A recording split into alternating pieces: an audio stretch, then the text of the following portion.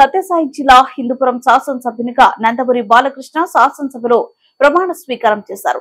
వరుసగా మూడవసారి హిందూపురం శాసనసభ్యులుగా బాలకృష్ణ ఎన్నికైన విషయం తెలిసిందే. బాలకృష్ణ ప్రమాణ స్వీకారం సందర్భంగా తెలుగుదేశం పార్టీ శాసనసభ్యులు నిలబడి అభినందనలు తెలిపారు.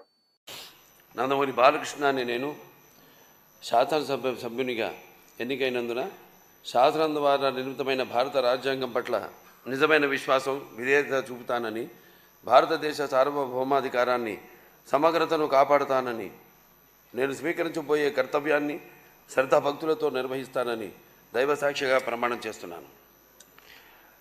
ఆంధ్రప్రదేశ్ శాసనసభ సభ్యుడినైన నందమూరి బాలకృష్ణ అని నేను సభ నియమాలకు కట్టుబడి ఉంటానని, వాటిని అనుసరిస్తానని, సభ మర్యాదలను పాటిస్తానని, సంప్రదాయాలను గౌరవిస్తానని దైవసాక్షిగా నందమూరి బాలకృష్ణ అని నేను శాసనసభ్యునిగా ఎన్నికైనందున శాసనం ద్వారా నిర్మితమైన భారత రాజ్యాంగం పట్ల నిజమైన విశ్వాసం, విధేయత చూపుతానని, భారతదేశ సార్వభౌమాధికారాన్ని, సమగ్రతను కాపాడుతానని, నేను స్వీకరించబోయే కర్తవ్యాన్ని శ్రద్ధాభక్తులతో నిర్వహిస్తానని దైవసాక్షిగా ప్రమాణం చేస్తున్నాను.